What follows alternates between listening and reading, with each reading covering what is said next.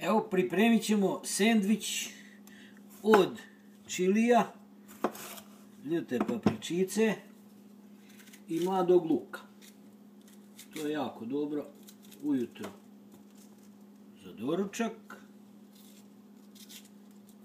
Osvježava i navikavamo se na ljute proizvode. Dovoljno su 3 struka luka. Ostavimo malo lišća.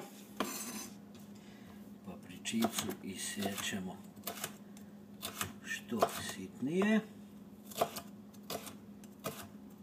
Tako da što bolje djeluje. Da želudac ima što manje da radi. Ovako. Odlično. Radimo. Možemo još ovako malo da prositnimo, tako da što više pomognemo našem želucu. Sve to treba lijepo da prođe kroz crevca.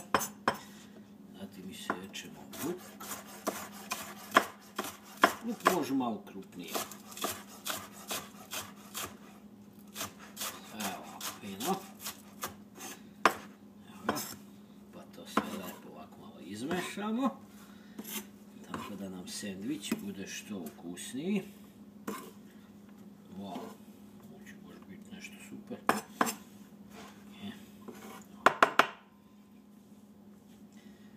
Treba koristimo integralni hljeb sa žitaricama.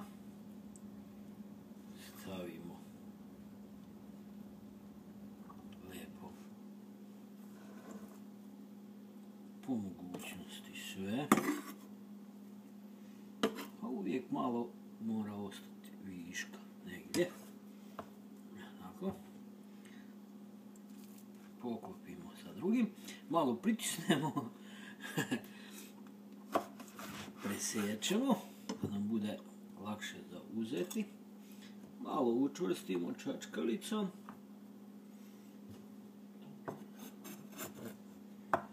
I evo ga, naš sendvič je spreman za izujedanje. Malo ispada, ali dobro je. Ajmo, prijatno!